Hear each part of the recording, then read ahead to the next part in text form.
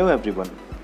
पूरी दुनिया जब कोरोना वायरस से निपटने में लगी हुई है, वही कुछ देश कुछ और प्रॉब्लम्स को फेस कर रहे हैं। जैसे अब इंडिया को देख लीजिए, यहाँ पे इसके अलावा अभी कुछ दिनों से साइक्लोन्स चल रहे थे, उसके बाद कई जगहों पे अर्थक्वेक्स है, और अब ये इंडिया चाइना डिस्प्यूट जो चल तो रहा है कई दिनों से, लेकिन इधर कंडीशंस कुछ ज़्यादा ख़राब हो गई है। मैं इसके बारे में ज़्यादा डिस्कस नहीं करूँगा, आपको इसके बारे में अच्छे से पता होगा। ओके, तो मैं हूं प्रशांत कुमार, स्वागत करता हूं आप सबका अपने इस YouTube channel points to mark पे। इन सारे खबरों के बीच एक और खबर आई है कि पेट्रोल, डीजल और कई सारे फ्यूल्स जैसे एटीए फ्यूल्स, इनकी कीमतें लगातार बढ़ती जा रही हैं। यह आर्टिकल आप देख रहे हैं इकोनॉमिक टाइम्स का।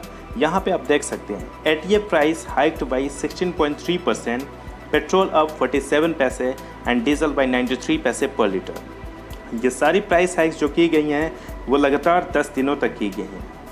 16 जून का आप ये सारा डाटा देख रहे हैं, और इन 10 दिनों में पेट्रोल की कीमत करीब 5.5 रुपये और डीजल करीब 6 रुपये पर लीटर तक बढ़ाई गई है। और एटीएफ प्राइस की बात करें तो ये करीब 16% तक बढ़ाई गई है। एटीएफ मतलब एविएशन टरबाइन फ्यूल या जेट फ्यूल, इसका यूज हम लोग करते हैं एयरक्राफ्ट में। आपको बता दूं कि ये जो एटीएफ प्राइस हाइक है ये दूसरी बार किया गया है। इससे पहले 1 जून को रिकॉर्ड प्राइस हाइक मतलब 56.5% का किया गया था, करीब 12,000 रुपये पर किलो लीटर का। तो सवाल ये है कि ये इस साल इतना ज़्यादा इम्पोर्टेंस क्यों है? इससे पहले भी प्राइसेस घटते बढ़ते थे, और 2018 की बात करें तो उस टाइम भी बहुत ज़्यादा प्राइसेस बढ़े थे, लेकिन इस साल इतना इम्पोर्टेंट क्यों? तो देखिए, बात यह है कि जब से ये लॉकडाउन स्टार्ट हुआ है जनवरी से, तो एक खबर ये देखने को मिल रहा था कि क्रूड ऑयल की कीमतें कहीं बहुत ज़्यादा घट रही थी। 20 अप्रैल तक के डाटा के according West Texas intermediate WTI, जिसे हम US क्रूड ऑयल भी कहते हैं, इसकी कीमत 306% तक घटती गई, और घटते घटते नेगेटिव में पहुंच गई -$40 तक। वही ब्रेंट क्रूड को देखें तो इसकी भी कीमतें घटी, लेकिन उतनी ज़्यादा नहीं, फिर भी $25 तक पहुंची। हालांकि इसके बाद भी घट रही थी और $20 तक पहुंची। इस ग्राफ को देखिए, ब्रेंट क्रूड की कीमत जनवरी में $70 थी और अब ये $20 तक पहुंची। वही US क्रूड की कीमत पिछले साल प्रीवियस ईयर में 2019 में 70-75 थी, जो अब -37 और इसके बाद भी घट रही थी, -$40 तक पहुंची। तो क्या रीज़न था इसके पीछे? पहली बार ऐसा हुआ है कि क्रूड ऑयल की कीमत नेगेटिव में पहुंची है। तो क्या रीज़न था इसके पीछे, जानेंगे इसको, लेकिन उससे पहले ये जानिए कि ब्रेंट क्रूड और WTI क्रूड ऑयल क्या होता है। देखिए, कोई भी कंट्री जब ऑयल इंपोर्ट करता है तो कुछ चीज़ों को ध्यान रखते हैं, जैसे उसकी क्वालिटी, उसकी प्राइस और उसका जो डिलीवरी कॉस्ट है वो कितना होगा। तो इन सब चीज़ों के लिए पूरी दुनिया में करीब 161 इंटरनेशनल बेंचमार्क्स बनाए गए हैं, जिनको कंट्रोल कौन करता है? OPEC, organisation of the petroleum exporting countries. और इन सारे बेंचमार्क्स में 3 जो हैं, जैसे WTI, ब्रेंट क्रूड और दुबई ओमन, ये डोमिनेट करते हैं। और इन तीनों का डिवीज़न किया गया on the basis of quality of the crude oil. Quality से कहने का मतलब उसमें कार्बन, हाइड्रोजन कंटेंट कितना है, सल्फर कंटेंट और डेंसिटी वगैरह।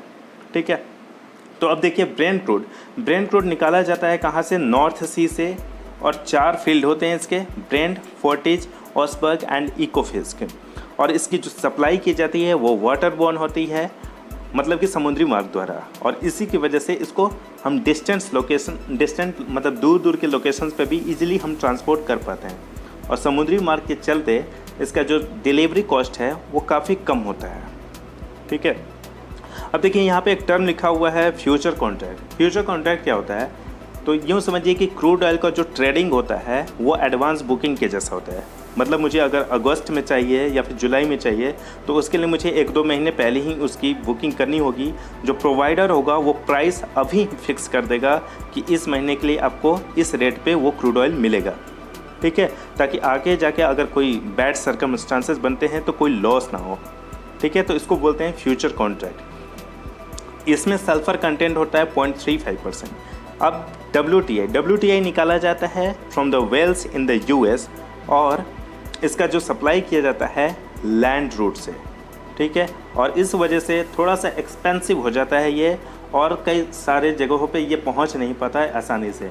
मेनली ये US को सप्लाई करता है, US को, और इसमें जो सल्फ़र कंटेंट होता है वो होता है 0.35%। दोनों में ज़्यादा डिफरेंस नहीं है सल्फ़र कंटेंट में, बट फिर भी ब्रेंट क्रूड को लोग ज़्यादा प्रीफर करते हैं। क्यों?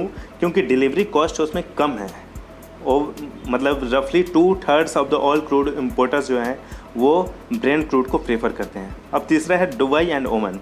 इसको मिडिल ईस्टर्न क्रूड भी बोलते हैं। इसमें ये लोअर क्वालिटी का माना जाता है क्योंकि सल्फ़र कंटेंट बहुत ज़्यादा होता है और ये मेनली एशियन मार्केट को सप्लाई करता है। अब ये तो थी इनके बारे में। अब रीज़न क्या था कि इनके प्राइसेस इतनी ज़्यादा नेगेटिव चली गई?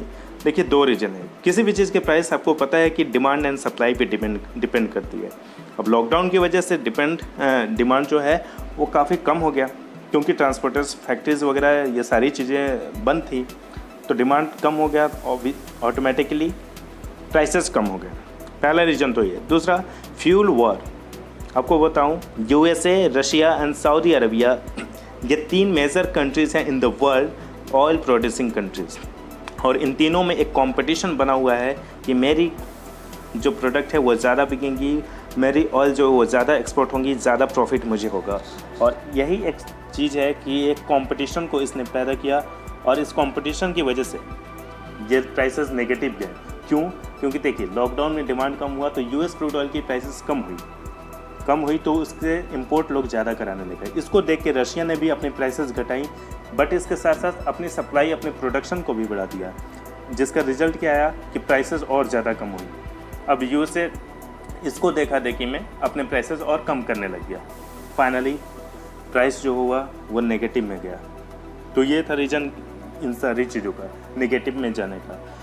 तो अब लोग क्या सोच रहे थे कि नेगेटिव में गया तो मुझे पेट्रोल के बदले पैसे मिलेंगे। देखिए, ऐसा कुछ नहीं होने वाला है। इंडिया को इससे कुछ खास बेनिफिट नहीं होने वाला है। क्यों? मैं आपको बताता हूँ। काफ़ी इंटरेस्टिंग रीज़न है। देखिए, इंडिया जो क्रूड ऑयल इंपोर्ट कराता है वो कराता है दुबई, ओमान और ब्रेंट क्रूड से, और इन दोनों के बारे में मैंने आपको बताया कि प्राइसेज इनके कुछ खास नहीं घटे हैं, कोई सिग्निफिकेंट रिडक्शन नहीं हुआ है इनके प्राइसेज में। थोड़ा बहुत हुआ है, काफ़ी हद तक हुआ है, लेकिन अभी भी पॉजिटिव नंबर है।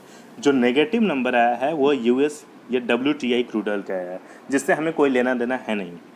अब फ़ायदा जो थोड़ा बहुत होने वाला है वो किसको होने वाला है? तो यहाँ की सरकार को, ना हमें, ना आम पब्लिक को, और ना ही जो ऑयल कंपनीज है जैसे IOCL, BPCL और हिंदुस्तान पेट्रोलियम, इनको भी कोई फ़ायदा नहीं होने है। सरकार को कैसे है? तो इम्पोर्ट ड्यूटी जो है वो कम लगेगी। अब इम्पोर्ट ड्यूटी कम लगेगी, बर्डन सरकार पे कम आएगा, तो फ़ायदा बस उसको होने वाला है। आम पब्लिक को इसका कोई फ़ायदा नहीं होने वाला है।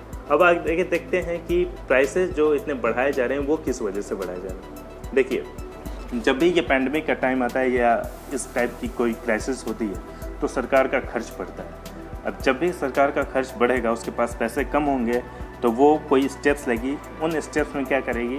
तो टैक्सेस बढ़ाना स्टार्ट करेगी ताकि उसका रेवेन्यू बढ़ सके। अब टैक्सेस कैसे बढ़ाएगी?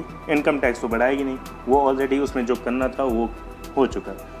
अब बचा हमारे पास पेट्रोल डीजल जो कि GST में नहीं आता। अब इसके ऊपर और अलग तरह के टैक्सेस लगते हैं, तो टैक्सेस इन पे बढ़ाएगी। तो पेट्रोल डीजल पे एक लगता है एक्साइज ड्यूटी और एक होता है वैट। एक्साइज ड्यूटी जो होता है वो सेंट्रल गवर्नमेंट के द्वारा लगाया जाता है और वैट स्टेट गवर्नमेंट के द्वारा है। हर स्टेट गवर्नमेंट अपना अपना वैट डिसाइड कर सकती है। इन दोनों के अलावा प्राइस टू द डीलर्स, जो डीलर्स होते हैं स्टेट वाइज ये डिसाइड करते हैं कि हमें इसे कितने में सेल करना है। बाकी कमीशन जो इंडिया है, कमीशन तो आता ही है, ठीक है। इन चारों को मिलाने के बाद रिटेल प्राइस के अलावे इन चारों को ऐड करने के बाद जो प्राइस होता है वो फाइनल प्राइस होता है, ठीक है। अभी रिसेंटली आपने देखा होगा दिल्ली गवर्नमेंट ने वैट को बढ़ा दिया है पेट्रोल डीजल पे 30% का। बाकी सेंट्रली पेट्रोल पे जो एक्साइज ड्यूटी है वो बढ़ा के करीब 33 रुपीज़ और डीजल का 32 रुपीज़ कर दिया गया है, ठीक है। तो अब आपको पता चल रहा होगा कि क्यों प्राइसेस बढ़ रहे हैं इतने ज़्यादा। क्योंकि क्रूड ऑयल का नेगेटिव हो रहा है या कम हो रहा है, उससे मतलब उतना नहीं है, क्योंकि हमारे इंडिया में ही टैक्सेस लगाए जा रहे हैं। यहाँ पे इंटरनली जो टैक्स लगा रहे हैं, प्राइसेस इस वजह से ऊपर नीचे हो रहे हैं, ठीक है। ये सारे अगर टैक्सेस को आप सम अप करोगे तो ये आता है करीब 70% का। आपको बताऊं, ये मैक्सिमम है, ये हाईएस्ट इन द वर्ल्ड है। कहीं भी इतना ज़्यादा टैक्स पेट्रोल डीजल पे नहीं लगाया जाता है। और इसके बाद इंडिया के बाद आता है स्थान इटली का, जहाँ पे 64% लगाया जाता है। अब यार खुद देखो, रिटेल प्राइस है मान लो 30-35 रुपये, इस पर 70% का आप लगा तो 21-22 रुपये ऐसे ही बढ़ गया। ठीक है, तो वही चीज़ होता है कि आपको जितना रिटेल प्राइस होता है, एक्चुअल प्राइस जो होता है, उससे आपको 30-40 रुपये एक्स्ट्रा देने होते हैं। और इसी वजह से आज के डेट में जो रेट चल रहा है शायद 76 या 77 रुपीज़ ऐसे चल रहा है पेट्रोल डीजल का। ठीक है, यही रीज़न है कि इन 10 दिनों में सरकार के खर्चे ज़्यादा हुए, तो टैक्सेस उसने बढ़ाना स्टार्ट किए, वैट एंड एक्साइज ड्यूटी वगैरह, तो प्राइसेस इतने ज़्यादा वो भाग गया। ठीक है, तो अब देखते हैं कि लॉकडाउन के बाद की कंडीशन क्या है। लॉकडाउन धीरे धीरे खुल रहा है सारे जगहों पे, सारे कंट्रीज़ में रिलैक्सेशन हो रहा है। क्या कंडीशन है, देखिए ब्रेंट क्रूड ऑयल की कीमत जो है वो $40 तक पहुंच गई है, बढ़ी है। यूएस क्रूड ऑयल की कीमत भी नेगेटिव से पॉजिटिव और उसमें भी $38 तक पहुंची है। स्टेप्स लिए गए हैं इसके लिए। क्या, तो देखिए एक ओपेक प्लस एक मेंबर होता है, जैसे ओपेक है, उसमें रशिया को इंक्लूड किया गया है। ओपेक में रशिया नहीं था, इवन दो रशिया एक मेजर ऑयल प्रोड्यूसिंग कंट्री है, वो ओपेक का मेंबर नहीं था, लेकिन ओपेक प्लस का है। और इसके अलावा 9 और मेंबर्स हैं। इसने क्या डिसाइड किया था कि प्राइस बढ़ाने के लिए आपको सप्लाई कट करना पड़ेगा, और ये किया गया। 9.7 मिलियन बैरल्स पर डे का सप्लाई कट किया गया। और जुलाई के बाद, जुलाई तक देखा जाएगा, कंडीशन सुधरी तो ठीक, लेकिन जुलाई से नहीं होती है तो उसके बाद भी ये फर्दर कट किया जाएगा। तो ऐसे ऐसे स्टेप्स लिए गए हैं। और चूँकि ट्रांसपोर्टेशन, फैक्ट्रीज वगैरह ये सब कुछ नॉर्मलाइज हो रहा है धीरे धीरे, तो डिमांड भी बढ़ रही है फ्यूल्स की, तो इस वजह से थोड़ा सा प्राइस राइज भी हो रहा है। ठीक है, तो आई होप आपको सब कुछ क्लियरली समझ में आ गया होगा। अगर आपको ये वीडियो अच्छा लगा तो प्लीज़ इसे लाइक कीजिएगा, शेयर कीजिएगा, और इस मेरे चैनल को सब्सक्राइब करना बिल्कुल मत भूलिएगा। चलिए मिलता हूँ आपसे अगले वीडियो में, तब तक के लिए बाय बाय, टेक केयर।